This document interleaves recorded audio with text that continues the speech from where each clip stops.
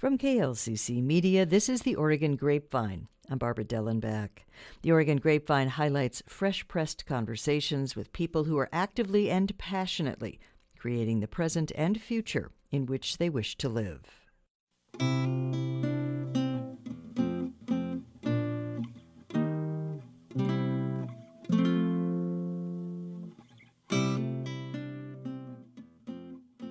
Rose Holdorf is on the steering committee and a teacher at the Tarweed School in Corvallis. Thank you so much for being on the Oregon Grapevine.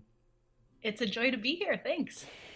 On the webpage, it says tending to the land, ourselves, and each other through the sharing of practical arts and place-based skills, and that it's one of a network of folk schools in the world, certainly in the country and in the world. So could you just start a little by explaining what the Tarweed School is, what a folk school is, and we'll go from there. The idea of a folk school started in Denmark in the 1800s when Denmark was becoming a democracy for the first time, and a philosopher, poet, and writer named Grundtvig envisioned this platform for how rural Danish agricultural farmers could participate as citizens of a new democracy. And he thought, well, really, to enlighten everyone, we need to bring together this idea of real life and working with your hands and working in the dirt with learning and your mind. And if you bring together your hands, your heart, and your mind, then they're all in good relationship with one another, and we can be better citizens of the place where we live. So folk schools from there took off throughout Europe. They have a 100-year-old history in the United States. There's an alliance of folk schools in North America. Tarweed Folk School came out of a lot of those values for a group of us who had some history with folk schooling in other places and wanted to build a place for hands-on community-based learning in the Willamette Valley. Tarweed Folk School, we started meeting in potlucks, having potlucks and work parties as in a small group in 2019, and we offered our first kind of formal community-based classes in 2023. And this year we got our first kind of dedicated home in downtown Corvallis where we can offer classes. There are folk schools throughout the world and certainly throughout the country, and specifically this one is based in Corvallis and in the Willamette Valley, and you talk about being in the Willamette Valley and a sense of place. So what are kind of the universal tenets that are part of folk school, and what are the specific things that a regional school might emphasize?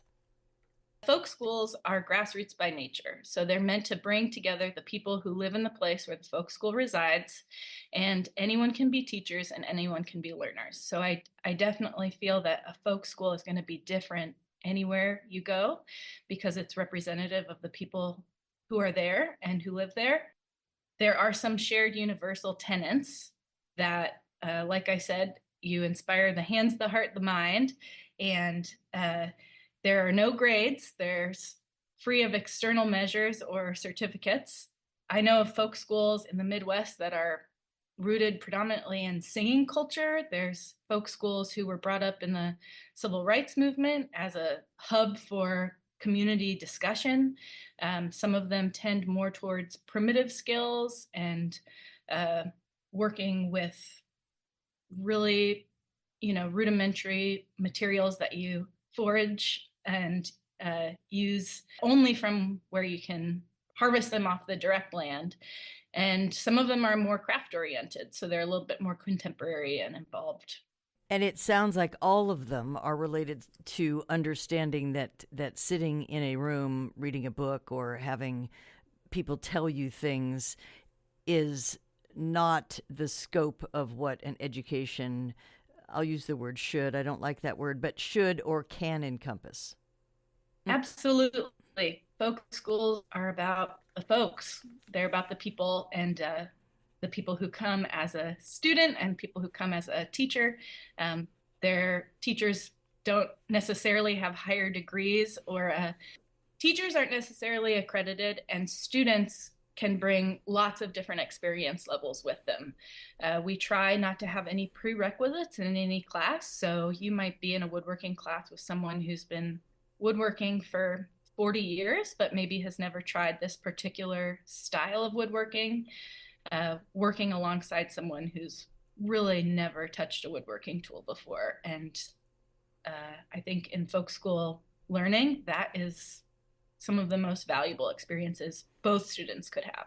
Why is the school named Tarweed? Tarweed is a native wildflower, certainly to the Willamette Valley, but also throughout Oregon and the Western region. It is a plant that grows in every biome of Oregon, which is really special and has particular value in the Willamette Valley because it is a first food of the Kalapuya people.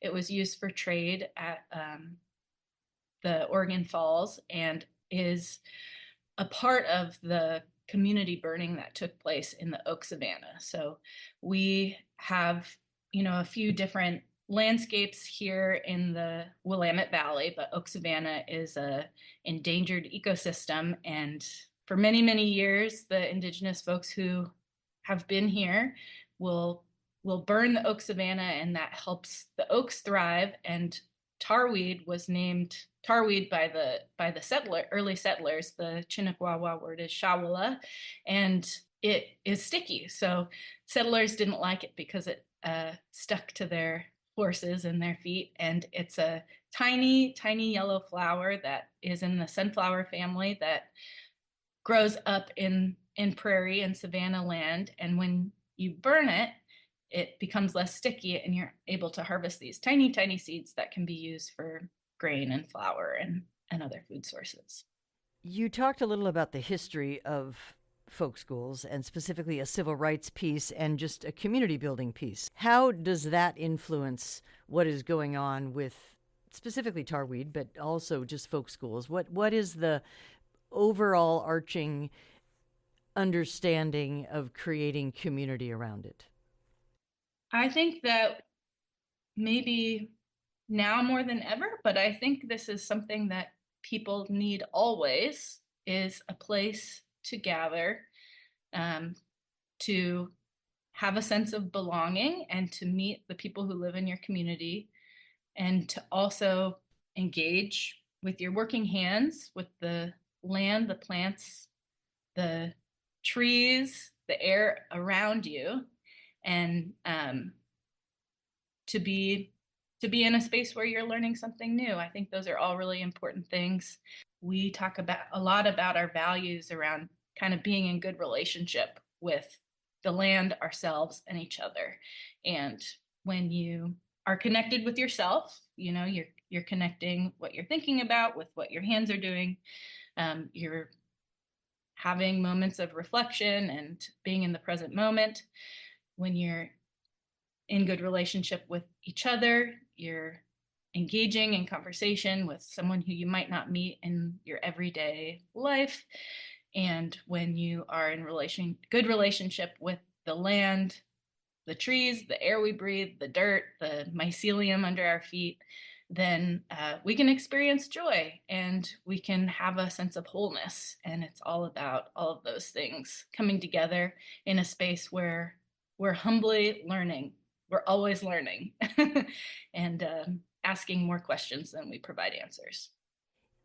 Before I ask you how you specifically came to folk schools, I want to do a little more universal question, and then we'll go there because I'd like to know how you found out about it. Are there always at a folk school this particular class? Like there's always going to be basket weaving, or there's always going to be woodworking, or there's not a specific universal thing, it's more the general idea?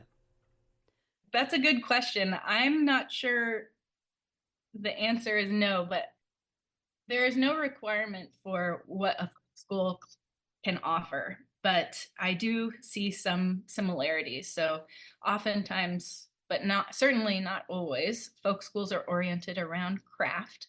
And so there are a lot of woodworking and basketry classes, fiber arts. One popular class that both myself and another teacher at Tarweed offer is spoon carving. And I think something special and maybe something that embodies a folk school class at Tarweed is that we're not carving from these blocks of wood that we get from the lumber yard. We're bringing in logs that we collected from our local arborists and our tree species that grow in the place where we live. We split them down with axes and froes and mallets for Tarweed, and I think for other folk schools about the connection. So we're linking together where the materials come from, acknowledging the species or the thing that it was, and making something out of it that is functional and utilitarian. And how did you find folk schools in your life? How did I find folk schools in my life? It was a pretty magical story for me. When I was 22 and a recent college graduate out of St. Paul, Minnesota, I embarked on a 4-month long bicycle trip around the Great Lakes. And my friends and I were interviewing people along the way about their relationship to the Great Lakes. And so we landed in this tiny harbor town called Grand Marais, Minnesota, which is right on the harbor in that town, next to Lake Superior. And we were visiting with a friend, and she said, "Oh, you're interviewing people about their relationship to the Great Lakes. Have you been down to the folk school yet?" And we said, "What's a folk school?" And we went down to the campus there, to North House Folk School, and met with the program director there, who I learned had studied the same thing as me in college, which was cultural studies. And at the time, coming from a liberal arts school in a recession, it didn't seem like a cultural studies degree was going to find a vocational path. And when I met that person, I thought, aha, folk schools, this is a place for me. And so years later, I went back to that folk school, and I was a craft education intern for a year on the campus there at North House. And when I came back to Corvallis, which is where I grew up, I asked around and met other people who knew about folk schools. And I met Kiko Denzer, who's a close friend and also a green woodworker, which was a predominant field in my studies at North House. And we said, well, hey, let's start talking. And we found other friends to join us. And like I said, we started having potlucks and work parties, and we just dream about what a folk school could be like in the place where we live. And I know it's not specifically a homeschool, or the kids who are there are not specifically because they're homeschooled, and that's an addition to what they're learning. But how do the kids who are there, are they Waldorf kids? Are they kind of a variety of kids?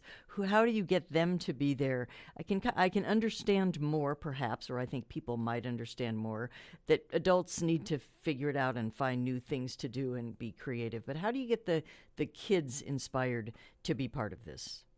Oh, that's a good question. That's a challenge we're definitely working on, just because of um, the logistics of timing and liability. Honestly, most people who participate in our classes are adults. And if a kid wants to participate, uh, their parent or guardian will also be registered. So it's up to the teachers to set the parameters of an age requirement based on the skill and level. But something remarkable I feel when there's a kid in a class, and if they're under 18, if they're 18 to 22, if they're in the age of parenting, or as folks get older, the multi-generational aspect of the classroom environment, something magical sparks. And it's really valuable as a teacher when I see that somebody who's 75 and sitting next to a 12-year-old, and they're both learning the same technique, they notice different things about what's challenging, what feels successful, and they can share that knowledge between each other and both learn from one another. So the aspect that a folk school and folk school learning can be multi-generational is so valuable to everyone who's participating. At the beginning, you mentioned that anyone can be a teacher and anybody can be a student. It sounds organic and it sounds like it moves. So, are new ideas coming forth? A student will say, I want to teach this, or where can we find the teacher to teach this other thing? Does that happen pretty regularly? Yes, it's so wonderful, and it's a challenge as an organization that is predominantly volunteer run and very grassroots driven. So we try to create opportunities to bring on new teachers all the time. Um, the classes that are programmed through the folk school are fee-based classes, and we generally want the people who are teaching those classes to have some experience and certainly a lot of knowledge around the subject that they're offering. But we want there to be more learning and spaces for hands-on participation beyond the capacity of a few volunteers at Tarweed Folk School. So one thing we are cultivating is a listserv, a community-based listserv, so that if somebody has an idea for a class, a work party, or a skill share, that they could offer it, and we can kind of help facilitate and promote these offerings that happen beyond the capacity of our organization. Will you just name a couple, or maybe 6 or 7 of the classes? We've talked a little bit about woodworking. We've talked a little bit about basketry. What other things and subjects are we talking about? Well, this weekend we have a broom making class, a spoon carving class, and a class on building a mason bee house. Right now we have a Monday night class on weaving bands on a backstrap rigid heddle loom.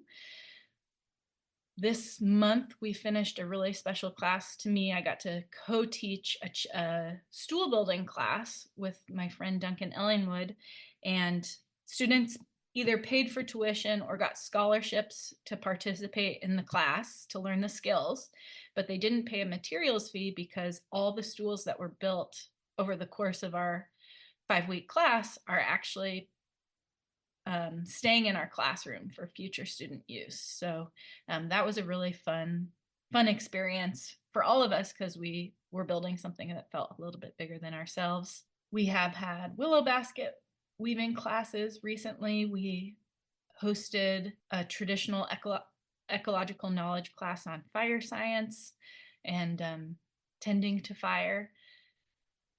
I hope to have classes around car mechanics and different aspects that help you feel empowered to fix the stuff around your life. What inspires you to do this work and to be involved in Tarweed?